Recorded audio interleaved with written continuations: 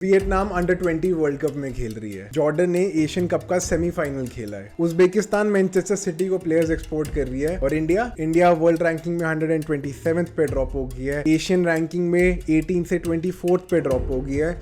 और जहां पे AIFF ने एक बड़ा फैंसी 2047 विजन प्रेजेंट किया था, जहां पे 2026 का गोल था कि हम टॉप 10 होंगे इन मेन फुटबॉल इन एशिया। हमारी सिचुएशन देखो अभी। एंड यार हम लोग ना कहते हैं कि इंडिया वर्ल्ड लेवल पे कम्पीट करेगा, करना चाहता है, हम इंडिया को वर्ल्ड कप खेलते देखना चाहते हैं। मैं तुम्हें आज एक हार्ड रियलिटी बताऊंगा कि इंडिया वर्ल्ड में तो छोड़ो, एशिया में कहाँ स्टैंड करती है, अभी कितना हमको डिस्टेंस कवर करना है to even be competitive in Asia. तो यार सबसे पहले तो ना मैं अभी अपनी टीम की बात करना चाहता हूँ कि हमारी करंट रियलिटी क्या है। राइट 2024 में we had 0 victories. Right poor Asian cup campaign, हम ऑस्ट्रेलिया से हारे, उज्बेकिस्तान से हारे, सीरिया से हारे, हम अफगानिस्तान से हारे। ठीक है, अगर मैं क्लब लेवल पे बोलूँ, हमारी टीम्स कहीं भी compete नहीं करती है। मुंबई सिटी ने आपने देखा कि सऊदी प्रो की जो टीम से खेली थी 6-0 हारी थी। Right our Asian qualification, our Asian journey as club football has been absolutely poor. हम बांग्लादेश को नहीं हरा पा रहे हैं। राइट सो इवन तो जो करंट सिचुएशन है ना, एक बहुत शिटी कंडीशन, अगर मैं इंडियन फुटबॉल को बात करूँ, मैं इसमें एक्सपैंड थोड़ा करूंगा, बट एक ओवरऑल मैं आपको रियलिटी चेक देना चाहता कि अभी हम लास्ट के 1-1.5 साल में क्या करें। हमने अगर बाकी टीम्स की बात करूँ यार, एशियन टीम्स में ना हर जगह यार थोड़ी टॉप टीम्स होती हैं, एवरेज टीम्स होती हैं, या ग्रोइंग टीम्स होती हैं, और एक तरफ होती हैं आपकी जो टीम्स एक्चुअली अच्छा नहीं कर रही हैं।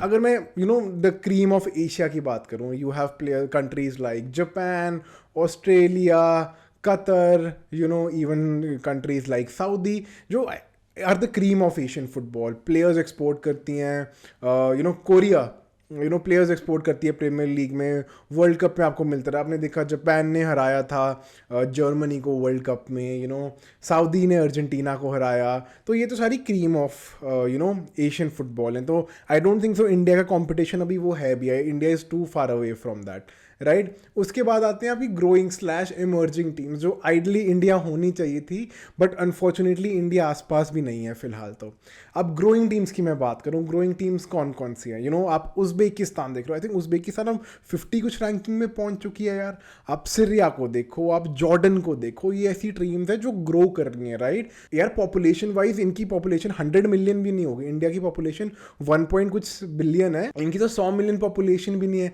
ये तब भी इतनी ज़्यादा रैंकिंग पे पहुंच चुके हैं। उज्बेकिस्तान 50 और रैंकिंग्स पे है यार। तो जहां पे आई थिंक इंडिया को होना चाहिए था, वहां पे ये सारी कंट्रीज हैं यार। नाउ जो होती है miss firing team, under performing team, उसमें आती है आपकी इंडिया हो गया, चाइना हो गया। ये ऐसी कंट्रीज है इतनी बड़ी हैं जिन्होंने एक्सपेक्ट करोगे they will be able to produce good footballers, if not good decent footballers, but कोई नहीं दिख रहा है हमको। ना चाइना से दिख रहा है, ना हमको इंडिया दिख रहा है। राइट एंड अभी तो हम इंडिया की बात करेंगे। तो अनफॉर्चुनेटली ऐसी 2 टीम्स हैं, और इंडिया की बात करें तो who are way underperforming. Right India को ऊपर होना चाहिए था, बट कहीं भी नहीं है। एंड अभी मैं इन रीजंस की बात करना चाहता हूँ कि where are we lacking currently. Now इस चीज को समझाने के लिए कि हम लैक कहाँ कर रहे हैं, मैं आपको कंपैरिजन दूंगा कि बाकी की जो एशियन कंट्रीज, गुड कंट्रीज और इमर्जिंग कंट्रीज हैं, कर क्या रही हैं जो हम लोग नहीं कर रहे हैं। सबसे पहली बात तो यार हमारा डोमेस्टिक सीजन। राइट हमारा डोमेस्टिक सीजन बहुत छोटा है। अब जाके ISL में हम लोग कितने 22-24 मैचेस खेल रहे हैं। Right which I think for a country as big as India is way too less. आप सऊदी देखो, आप इराक देखोगे, आप कतर देखोगे, आप जापान देखोगे, ये सारी ऐसी लीग्स हैं जिसमें 38-38, 35-38 मैचेस खेलती हैं। राइट इवन आई थिंक मैं साउथ कोरिया का देख रहा था, उनकी अगर लीग छोटी है ना, वो 4-4 मैचेस खेलते हैं यार, मतलब 2 होम 2 अवे मैचेस खेलते हैं, ताकि ज़्यादा प्लेइंग टाइम तो मिले। हमारा डोमेस्टिक सीजन ही बहुत ज़्यादा छोटा होता है, हमारी टीम को गेम टाइम ही कम मिलता है। तो जहाँ पे बाकी कंट्रीज़ खेलती हैं 9-10 महीने का डोमेस्टिक सीजन, हमारा डोमेस्टिक सीजन आप मान के चलो 5-7 महीने का होता है। आई लीग उससे भी छोटा, ISL को भी बढ़ा चढ़ा के थोड़ा सा एक्सपैंड करवा देते हैं। इतना बनता नहीं है ISL का जितना एक्सपैंड करवा देते हैं, और मैं प्लेऑफ्स को नहीं काउंट करूंगा इस चीज़ में। सो यार पहली बात तो हमारा डोमेस्टिक सीजन बहुत छोटा है। राइट ये एक बहुत बड़ा रीज़न है कि क्यों हम लैक कर रहे हैं। दूसरी बात, I think lack of international exposure भी एक बहुत बड़ा फैक्टर है यार, जहाँ पे आप देख रहे हो ऑब्वियसली जो एलीट टीम्स हैं एशिया की, ऑस्ट्रेलिया, सऊदी, कतर, ये सब बड़ी बड़ी टीमों के अगेंस्ट खेलती हैं यार नेशनल लेवल पे। Even at a club level वो प्लेयर्स एक्सपोर्ट करते रहते हैं। आप क्रिस वुड को देखोगे, जो ये मतलब आई थिंक ऑस्ट्रेलिया न्यूजीलैंड में से, I am forgetting, I think Australia New Zealand से शायद, I am not sure, but Chris Wood है, ठीक है। अब सऊदी प्रो लीग का स्टैंडर्ड देखो, कितने जापानीज प्लेयर्स खेलते हैं ला लीगा में, प्रीमियर लीग में, मितोमा देखो, कुबो देखो, आपका ह्यूनमिन सन देखो, ये सारे प्लेयर्स हैं जिनको इंटरनेशनल एक्सपोजर मिलता है। क्यों साउथ कोरिया जर्मनी को हरा रही है, क्यों जापान हरा रही है, क्यों सऊदी अरेबिया अर्जेंटीना को हरा पाई है? क्योंकि ये team even both at a national level and at a domestic club level top level की टीम्स के अगेंस्ट मैचेस खेल रही है। हमारे मैचेस किसके साथ होते हैं? हमारे डोमेस्टिक मतलब इंडियन टीम अगर फ्रेंडलीज भी खेलती है, Maldives, Syria, with no disrespect, Bangladesh, यार दीज आर द टीम्स, पहली बात तो हम इनके साथ जीतने में भी स्ट्रगल कर रहे हैं, तो मैं बाकी टीमों के तो क्या ही बोलूँ, बट जब तक हमको वो एक्सपोजर नहीं मिलेगा तब तक we can't expect Indian teams to perform. और ये जो एक्सपोजर है ये इन बाकी कंट्रीज के पास है। सीरिया के प्लेयर्स ला लीगा में खेलते हैं, आप देख रहे हो उज्बेकिस्तान से कुशनोव गया अभी मैनचेस्टर सिटी में, जॉर्डन के प्लेयर बाकी लीग्स में खेलते हैं। आप यार यूरोप छोड़ो, हमारे प्लेयर्स इंडिया की बाकी लीग्स में भी नहीं खेलते हैं यार। आप सऊदी लीग, कतरी लीग, आप जापानीज लीग, अच्छे स्टैंडर्ड की लीग्स हैं यार, बट हमारे प्लेयर्स जाना ही नहीं चाहते हैं। So both in terms of exposure for the teams, clubs की बात करूं एक पार्ट है, एंड दूसरा एक्सपोजर फॉर प्लेयर्स। ना हमारे प्लेयर्स बाहर जाना चाहते हैं बिकॉज अच्छी सैलरीज मिल रही हैं, यहाँ पे कंफर्टेबल है, और हमारी टीम तो चलो क्लब लेवल पे क्वालिफाई नहीं कर पाती। पहले तो चलो AFC चैंपियंस लीग खेलती थी कि मुंबई सिटी को अल इत्तेहाद के साथ, अल हिलाल के साथ खेलने का मौका मिला। अब तो हमारी जो ISL का विनर है मोहन बगान, वो भी Tier 2 वाली टीम के साथ खेलेगा AFC कॉम्पिटिशन में। तो हमारे पास, हमारे प्लेयर्स के पास, हमारी टीम्स के पास कोई एक्सपोजर नहीं है। एंड अगेन एक और चीज़ आई थिंक जो इस सबके लिए इसका रीज़न भी यही है और जो कंट्रीब्यूट भी करती है the lack of our exposure और the lack of performance for the football team is the federation and हमारी जो गवर्नेंस है।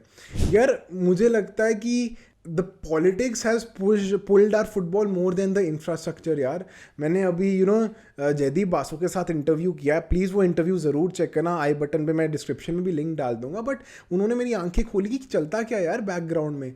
तो हमारी जो गवर्नेंस है इतनी पुअर है, हमारी we are run by politics, we are run by politicians, and ना हमारे कोचेस को क्लैरिटी है, ना हमारे स्टाफ्स को क्लैरिटी है, हमारी जो चीफ हैं, जो मेन लोग हैं, जो AIFF चला रहे हैं, उनको पता नहीं है हमको चलाना कैसे है, राइट? उनकी डायरेक्शन ही क्लियर नहीं है, राइट? तो बहुत सारी ऐसी चीज़ें हैं जो AIFF के एंड पे बहुत पुअर हैं। यार आपने जब 2026 विजन बनाया था, ऐसा तो नहीं था वो 10 साल बाद है यार, तुम इतना ऑफ कैसे हो सकते हो अपने विजन से यार? मतलब मुझे समझ नहीं आ रहा है कि हम कहाँ टॉप 10 की बात कर रहे थे, हम टॉप 20 में नहीं एंटर कर पा रहे अभी एशिया में यार। So I think a lot of this has also to go down to AIFF and to the entire governance, administration. And सिर्फ नेशनल लेवल की बात नहीं है, even at a state level politics is through and through. ये मेरे चाचे का बेटा है, ये मेरे दोस्त का लड़का है, ये इससे मुझे पैसे खिलाए हैं तो मैं इसको टीम में खिलाऊंगा, ऐसे तो फुटबॉल ग्रो करने से रही यार। सो आई थिंक अनफॉर्चुनेटली हम कहीं भी compete नहीं कर रहे हैं। बाकी टीम्स को देखो यार, बाकी फेडरेशंस को देखो, क्यों ये अच्छा कर रही है।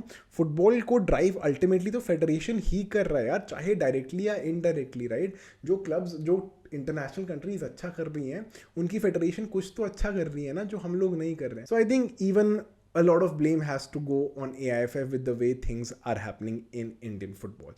So I think मेरे लिए ये बहुत बड़े फैक्टर्स हैं कि क्यों इंडियन फुटबॉल लैक कर रही है, वर्ल्ड लेवल पे तो छोड़ो, even at N Asian level. But does this mean कि कुछ भी काम नहीं हो रहा है? नहीं, ऐसा भी नहीं है। ऐसा नहीं है कि कुछ काम नहीं हो रहा है। I think there are things that are happening in Indian football. I think ISL का आना, चाहे not at its ideal state, but it has benefited Indian football a lot. I think the quality of football बहुत ज़्यादा है। And आपने आई league देख लिया यार, आप अगर AIFF ISL चला रही होती फिर तो क्या ही हो रहा होता। सो आई थिंक ISL के आने से the quality of football, the money, the commercialisation, I think football को थोड़ा तो लगा है इंडियन फुटबॉल का, जो पहले नहीं था। दूसरी चीज़, आई थिंक ग्रास रूट पे बातें क्यों इतनी ज़्यादा हो रही, थोड़े इनिशिएटिव्स हो रहे हैं। आप बेंगलुरु देखो, आप पंजाब एफसी देखो, आप कितनी सारी अकेडमीज डेवलप हो रही हैं, एंड ये जो आईएसएल क्लब्स हैं अकेडमीज को लीड करने हैं यार। I think Punjab FC, because मैं बहुत क्लोजली जानता हूँ, I think they are doing a brilliant job. So I think अच्छा काम हो रहा है ग्राउंड लेवल पे, बट आई थिंक अगर ये अभी 4-5 अकेडमीज 4-5 क्लब्स कर रही हैं, एटलीस्ट 100 अकेडमीज होनी चाहिए ऐसी जो इंडिया को पूल दे रहे हैं, राइट। तो एक बहुत इंपॉर्टेंट फैक्टर है, अगर ग्रो करना है इसको और मल्टीप्लाई करना पड़ेगा। फीफा के थोड़े प्रोग्राम्स आ रहे हैं, थोड़ी बहुत चीज़ें हो रही हैं ग्रास रूट्स लेवल पे, कमर्शलाइजेशन है, तो ऐसा नहीं है बिल्कुल ही ख़राब है। बट अगेन, अगर 10 अच्छी चीज़ें होनी चाहिए वर्सेस 1, आई थिंक अभी ऐसा हो रहा है कि अगेन 7 बुरी चीज़ें, एक अच्छी चीज़ हो रही है इंडियन फुटबॉल में। तो हमारे लिए क्या स्टेप फॉरवर्ड होना चाहिए यार? पहली बात तो I think AIFF needs to stand up and AIFF needs to deliver what it is promising. I think इतनी बुरा हाल है, मतलब मुझे स्पेशली जयदीप सर के इंटरव्यू के बाद इतनी चीज़ें पता चली ना कि क्या शिट होल बना हुआ है, एंड कैसे I think AIFF needs to do its duty. But more than everything, I think more than a lot of that, I think a lot of investment has to go from us as fans, both in terms of engagement, viewership, but I think more than us, I think ISL clubs grassroots पे क्या काम कर रहे हैं, community कैसे कर रही है, and AIFF इस चीज़ को कैसे लेके आ रही है, ये सारी चीज़ें ज़्यादा contribute करेंगी in creating a football revolution in India, right? हम लोगों को अपना करना कि मैच देखें, सपोर्ट करें, अपने दोस्तों, अपने बच्चों, अपने भाइयों को प्रमोट करें स्पोर्ट की तरफ, क्योंकि अब फुटबॉल में पैसा आ गया है, right? But now is the time कि जहाँ पे we get to see the quality of football, हम लोग मैचेस देखने जाएं, but I think more on AIFF and on the ISL clubs, on state federation, कैसे हम ये सारी चीज़ें सॉर्ट कर सकते हैं, राइट? एंड इस अगर मैं स्पेशली ISL टीम्स की बात कर रहा हूँ, ISL जब मैंने कहा कि इट्स नॉट द बेस्ट की, इज़ बिकॉज आई थिंक पैसे wise clubs are still losing a lot of money, and इसके लिए मैंने एक अलग से वीडियो बना रखी है, why do the business of ISL and ISL clubs, पैसे कमाते कैसे हैं, गवाते कैसे हैं। तो मैं आई बटन और डिस्क्रिप्शन में उसका भी लिंक डाल दूंगा, go ahead and watch that video as well. And अगर आपको वीडियो पसंद आई है, subscribe to football unplugged and let me know in the comments what other videos you would want me to make. Thank you so much for tuning in. Have a great day.